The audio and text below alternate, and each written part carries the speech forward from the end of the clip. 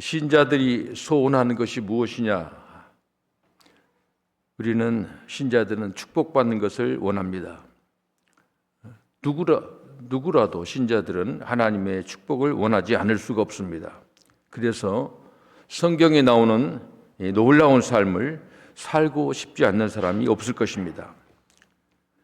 그러나 축복은 원하면서 의롭게 사는 것이나 희생에 대해서는 별로 관심을 쓰지 않는 분들이 많이 있습니다. 하나님은 분명히 축복의 하나님이기 전에 공의와 사랑의 하나님이신데 이 점을 잊고 있는 것입니다. 축복과 선행을 분리하는 것은 착각입니다. 복은 받지만은 덕을 괴롭게 생각한다면 절대로 복을 받을 수가 없습니다.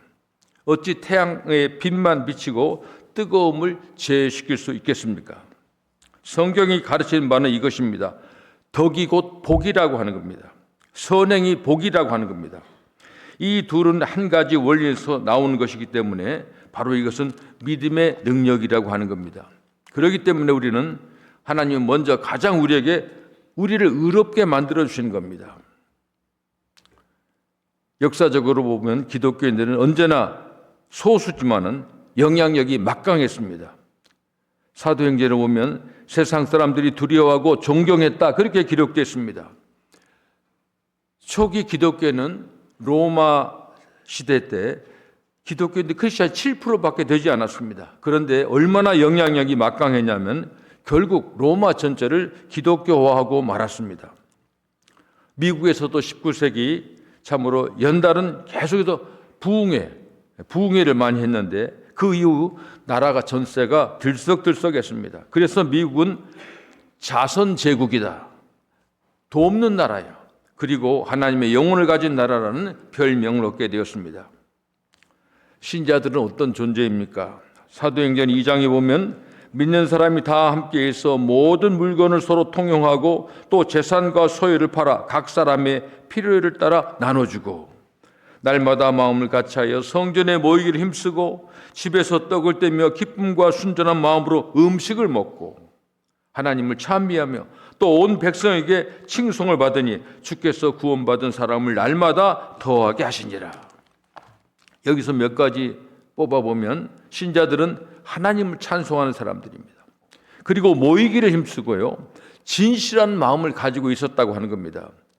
또 재산도 많이 모으고 이 재산을 자기만 쓰는 것이 아니라 필요에 의해서 남을 도와주기도 했습니다. 그리고 여러 가지 면에서 온 백성에게 존경을 받았다. 그렇게 기록되어 있습니다. 그래서 그것을 보고 많은 사람들이 구원받은 사람들이 많아졌다는 겁니다. 이 전도를 어떻게 하느냐? 이렇게 하는 겁니다. 얼마나 바람직한 무리들입니까? 이런 사람들이 누가 싫어하고 마다하겠습니까? 여기서 지적된 능력은 무엇인가? 물론 성령의 능력, 초자연적인 능력을 제외시킨 것은 아닙니다. 하지만 초대교인들이 존경과 사랑을 받는 이유는 그것이 아닙니다.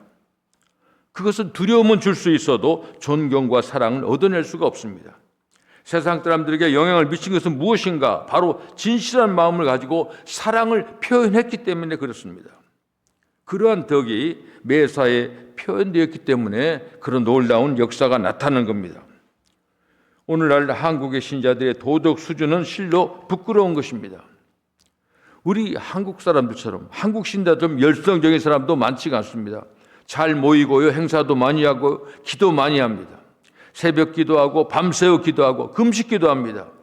그 결과 신자의 수가 카톨릭 포함해서 전년 한 25% 되었다고 합니다.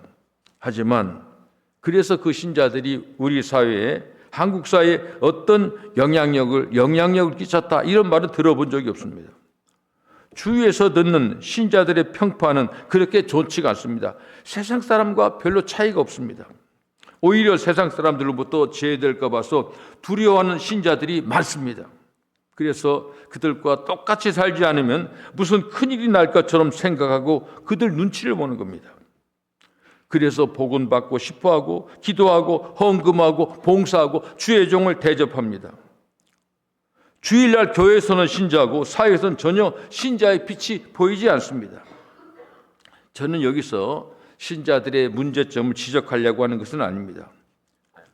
덕의 능력, 어떻게 선행을 하며 덕을 쌓으며 살 수 있는 방법을 한번 생각해 보려고 합니다. 아무리 문제를 파헤쳐도 해결되는 것은 아닙니다.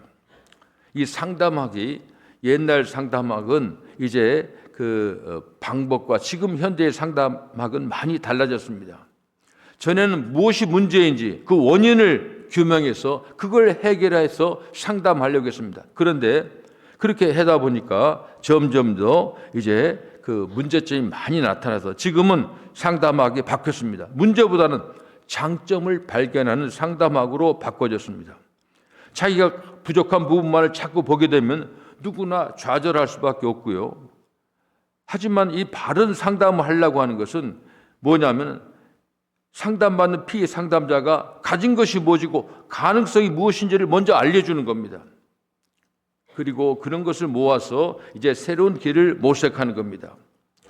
예를 들면 사업하는 사람들이요, 사업을 시작하려고 하는 사람들이 자기가 약한 것, 없는 것, 이것 가지고는 사업을 시작할 수가 없습니다. 자신이 가진 장점과 특기와 그리고 내가 무엇을 갖고 있는가, 여기서부터 긍정적으로 접근하면서 사업을 하는 것입니다. 예수님께서 우리를 치료하는 방법도 그랬습니다. 신자들은 세상 사람들과는 비교가 되지 않게 가진 것이 많이 있습니다. 그러나 그것 가르쳐주지 않고 신자의 장점을 가르쳐주지 않고 무조건 잘못된 것만 지적하면 믿음이 점점 약해지는 겁니다. 잘못되고 약하고 무능하고 이기적인 자신만을 보게 되면 여기서 사람들은 좌절하게 되기 때문입니다. 아무리 자기의 잘못한 행동을 뉘우치고 회유해도 그것이 자신이라고 하는 변함이 없는 겁니다. 많은 사람들은 자기의 부족함을 보고 있습니다. 그런데 모르는 게 하나 있어요. 하나님이 나를 어떤 존재로 만드셨는지에 대한 별로 아는 바도 없고 알려고도 하지 않는 것이 문제입니다. 그러므로 자신이 경험하는 것은 언제나 치사하고 비겁하고 이기적인 자신뿐인 것입니다. 그래서 이런 약점들을 없애보려고 노력을 많이 합니다. 그러나 아무리 해보아도 별로 달라진 것이 보이지 않습니다. 그러다 보니까 아예 자신이 없어지는 겁니다. 설교에서도 많은 사람들은 이제 신자들의 잘못 것도 지적합니다. 설교에도 지적하고 세상 사람도 지적하고 자기가 자신을 봐도 부족한 게 너무도 많습니다. 기도도 부족하지, 봉사도 부족하고 사랑도 부족하고 이것만 자꾸 보게 되는 겁니다. 무엇 하나 자신 있는 면이 없습니다. 그러니까 거기서 그런 생각하면 능력이 나오지가 않는 것입니다. 자, 이제 다시 한번 바울의 방법으로 우리가 돌아가 보겠습니다. 바울은 우리를 향해서 오늘 본문에 너희는 빛의 자녀라고 그렇게 부릅니다. 그냥 불러주는 게 아닙니다. 우리 기분 좋으라고 부르는 게 아닙니다. 빛 대신 예수님이 우리 안에 들어와서 우리 안에 계시니까 가능한 것입니다. 그러니까 전에는 너희가 어둠이었다고 말합니다. 전에는 모든 면에서 진노의 자식이었다고 말합니다. 그래서 세상 외에는 우리가 소망이 없는 존재였습니다. 그러나 예수님 우리 안에 들어오셨습니다. 그리스도를 믿는 사람은 누구건 그 빛을 가슴에 가지고 있다고 하는 것을 알아야 됩니다. 단지 자신이 그것을 알고 있느냐 모르고 있는 자의 차이인데 이 차이가 굉장합니다. 모르는 사람은 옛사람의 힘으로만 살려고 합니다. 새로운 먹을 것과 새로운 옷이 있어도 여전히 옛 것을 입고 더러운 옷을 입을 것입니다. 그러나 자기가 가진 것이 무엇인지 알면 알수록 그만큼 우리의 삶은 부유해지는 것입니다.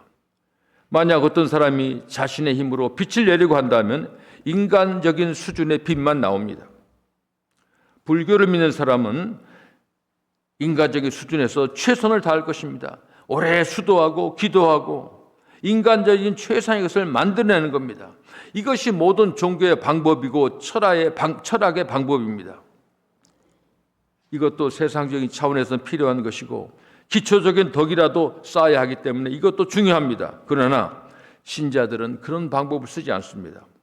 아무리 해도 인간으로서의 최상보다는 하나님의 끝부분이 낫다고 우리들은 믿고 있습니다. 세상의 궁전보다도 여호와의 절에 문지기로 있겠다고 하신 것이 다윗의 고백입니다. 인간의 지혜로운 것이 하나님의 미련한 것보다 못하다고 우리는 고백합니다. 이 사실을 정말 안다면 신자들은 더 이상 세상 사람들이 쓰는 방법을 사용하지 않습니다. 세상에서는 술을 마시고 화투를 쳐야 대화가 되고 친구 관계가 유지됩니다. 그러나 신자들은 새로운 삶의 방법이 있습니다. 우리가 세상 사람과 노는 게 달라요. 우리 24시간 어느 부분도 술이나 화투로 더러운 대화로 보낼 수가 없습니다. 그래서 황금 같은 시간을 우리가 허비하지 않습니다. 신자에게는 거룩한 대화가 있습니다. 서로 돕고 깨끗한 기쁨이 있습니다. 서로 덕을 세우는 말을 하고 서로 신앙을 주고 격려하는 말을 하는 겁니다. 세상에서는 돈을 안 주고 자기 시간을 안 주고 거짓말로도 자기를 내세우고 교만해야 인정을 받습니다. 그러나 신자는 그렇게 안 하고도 행복하게 살 수가 있습니다. 실제로 그렇게 안 하고도 우리 크리스찬들이 돈도 많이 벌고 존경받는 사람이 많이 있습니다. 신자들이 하나님과 함께 부유하게 살아온 증거는 성경에 얼마든지 있습니다. 믿음의 조상 아브라함의 예를 우리가 들어보도 마찬가지입니다. 아브라함은 자기 스스로의 힘으로 그렇게 위대한 삶을 살지 않았습니다. 언제나 아브라함은 하나님의 약속을 믿고 의지하고 거기서 출발했습니다. 하나님께서 창세기 12장에 너는 너희 본토 친척 아비집을 떠나 내가 내게 지시할 땅으로 가라. 내가 거기서 큰 민족을 이루고 내게 복 주고 내 이름 창대케 하리니 너는 복의 근원이 될지라. 이것이 바로 아브라함의 재산이었습니다. 그래서 그는 친척이나 배경을 의지하지 않았습니다. 부모의 재산도 마찬가지였습니다. 오직 하나님만 의지하며 그의 말씀을 자기의 능력으로 삼았습니다. 그리고 언제나 자기의 가진 것을 하나님 말씀 안에서 확인했습니다. 우리도 마찬가지입니다. 우리 한 사람 한 사람은 다 아브라함이고 사라고 다윗이고 에스더입니다. 성경 말씀을 믿는 사람들은 바로 그 사람이 되는 겁니다. 두려워 말라. 나는 너의 방패요 너의 즉이 큰 상급이니라. 이 말을 들을 때 아브라함은 방랑자요 자식이 없었습니다. 세상 사람들에게 의지할 만한 것은 아무것도 아브라함에게 없었습니다. 그럼에도 불구하고 아브라함은 하나님이 자기에게 주신 약속을 가지고 계획을 세웠고 그것을 가지고 움직여 나갔습니다. 우리도 하나님을 방패와 상급으로 삼고 아브라함의 길을 걷는 것입니다. 우리가 출발점으로 삼는 것은 순전히 하나님의 말씀이라는 것을 다시 확인해야 됩니다. 눈에 보이는 어떤 가능성이 아닙니다. 우리가 가진 어떤 재산이 아닙니다. 하나님은 우리의 가진 것을 사용할 수도 있고 사용하지 않을 수도 있습니다. 하나님은 자신의 약속 위에서 위대한 일을 펼쳐 나가십니다. 하나님의 말씀은 비록 부족하고 무능한 인간의 마음속에 심기였지만 하나님의 힘을 발휘해서 하나님을 보여주는 겁니다. 이제 성경은 우리에게 말씀하십니다. 너희는 빛의 자녀가 되었으니 빛의 자녀로 살아라. 하나님의 빛이 안에 있기 때문에 그렇습니다. 자신의 빛이라는 사실을 깨닫는 것이 신앙의 출발점입니다. 예수님께서도 분명히 말씀하셨습니다. 너희는 세상의 빛이라. 이 사실을 우리가 인정해야 됩니다. 좀 어색하고 안 믿어져도 이것을 주장하는 사람이 바로 크리스찬입니다. 이것이 하나님을 향해서 달려가는 차원 높은 길입니다. 사실상 이렇게 말해도 우리가 빛이라는 확신은 간단하게 쉽게 주어지지가 않습니다. 하나님이 그렇게 말씀하시는데도 믿음이 얼른 화합하지 않습니다. 그러나 여기에 순종이 따라와야 됩니다. 아브라함은 아들을 주려는 하나님의 말씀을 첫 번에 믿지 않았습니다. 그래서 자기 방법 사용했습니다. 첩을 얻어서 아들을 낳았습니다. 그 결과 무서운 풍파고 지금도 그 후손들이 서로 죽도록 싸우고 있는 것입니다. 확신이 오지 않는다고 세상 사람들의 방법대로 산다면 절대로 능력을 맛볼 수가 없습니다. 절대로 축복이 따라오지 않습니다. 이제 신자들은 옛사람 일을 하나씩 버려야 합니다. 오늘 본문 바로 뒤에 에베소 5장 12절에 전에 은밀히 행하던 일들은 말하기도 부끄러운 것이라고 성경도 지적하고 있습니다. 어찌 그 가운데 머물러 있으면서 하나님의 복을 구할 수가 있겠습니까? 어렵더라도 믿음이 더러우더라도 말씀에 순종해야 하는 겁니다. 위대한 삶은 위대한 사람에게만 가능합니다. 세상의 위대한 사람은 자기의 힘을 믿고 스스로 자기가 뭔가 만듭니다. 하지만 하나님의 위대한 사람은 하나님이 자기에게 주신 말씀에 의해서 만들어지는 겁니다.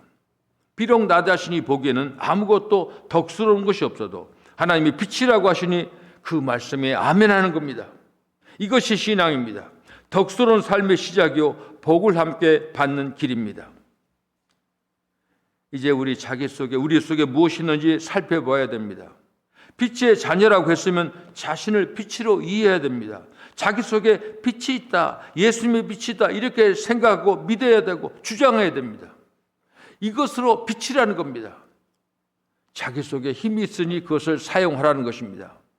하나님이 우리에게 선이 있다고 말씀하십니다. 하나님이 우리에게 선이 있다고 하는데 이걸 무시하고 어떻게 악을 사용하겠습니까? 의로움과 착함이 있습니다. 무능한 덕이 아닙니다. 의로움의 능력과 착함의 능력도 주어지는 것입니다. 사람들은 복과 덕을 분리해서 생각합니다. 복은 받고 덕을 행하지 않으려고 합니다. 그렇기 때문에 신자들은 이 세상 사람과 비슷한 생각을 하는 겁니다. 열심 내고 기도 많이 한 사람들 가운데도 복 받으려는 관심 때문에 그런 경우가 너무도 많습니다. 그러니까 도덕과는 상관없는 복이 되고 마는 겁니다. 이것은 기독교가 아니라 샤마지 무당 종교입니다. 얼마나 많은 크리스찬들이 부도덕한 방법으로 돈을 벌어서 11조를 내고 더 받기를 바라고 있는가?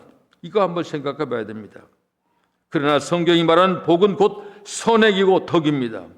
덕을 행하는 것이 복이라는 것입니다. 빛의 열매를 맺는 것이 곧 복입니다. 거짓말하고 욕하면서 복 받는다고 하는 것은 큰 착각입니다. 모든 착함과 의로움과 진실함이 곧 복입니다. 복은 덕과 함께 오는 것입니다. 예수님을 기쁘게 하는 것이 무엇인지 우리가 잘 생각해 봐야 됩니다. 그것이 빛의 열매를 만들어냅니다. 그러한 삶이 곧 복이고 능력이고 행복입니다. 우리의 이제는 금년에는 좀 빛을 비치고 밝히고 우리가 모든 언행심사를 삼가야 됩니다. 사람들에게 우리가 선언해야 됩니다. 나는 예수 믿는 사람이다. 나도 노력했다니까 그렇게 좀 알아줘라. 그렇게 말해야 됩니다. 혹시 세상이 뭐 믿는 게 그런 모양이냐 이렇게 비웃으면 그냥 웃고 앞으로 다 잘할 테니까 노력하겠습니다. 그렇게 말해야 됩니다. 그렇게 비치고 밝히는 것이 우리들의 삶입니다. 우리는 너무도 세상 속에서 참으로 많은 사람들에게 인정을 받지 못하고 비난도 받고 말씀도 뭐 교회에서 보면 막 책망받고 자기 자신을 봐도 그렇고 그래서 우리가 어떻게 보면 이 문제를 해결하지 않고는 우리가 금년을 기쁘고 복받고 살 수 있는 길이 없습니다. 그래서 오늘 말씀대로 너희는 세상의 빛의 자녀라 이 말씀을 우리가 수용해야 됩니다. 아멘하고 접수해야 됩니다. 그래서 그 빛이 우리에 있는 빛을 밝히고 나가야 됩니다. 2025년 한 해 동안 여러분은 신앙을 생활에 적응하는 훈련을 해야 할 것입니다. 그래서 덕을 쌓아서 복을 경험하는 저와 여러분이 되길 바랍니다. 기도하겠습니다. 존귀하신 예수님 감사합니다. 우리가 하나님의 복 받기를 원합니다. 그런데 우리가 복 받는 방법을 지금까지 세상 사람들이 하는 방법으로 자기 힘으로 했지만 하나님께서는 우리에게 말씀으로 너희는 빛의 자녀라고 우리에게 하나님께서 인정해 주셨습니다. 하나님이 우리를 빛의 자녀로 선포했는데 누가 여기에 토를 달겠습니까? 우리도 하나님 말씀에 아멘하고 순종하고 금년부터는 저희들이 금년에는 더욱더 참으로 빛의 자녀로 빛을 비추면서 아름다운 덕을 선포하는 우리 가득한 교회 성도들이 될 수 있도록 하나님 도와주시옵소서. 예수님의 이름으로 기도합니다. 아멘.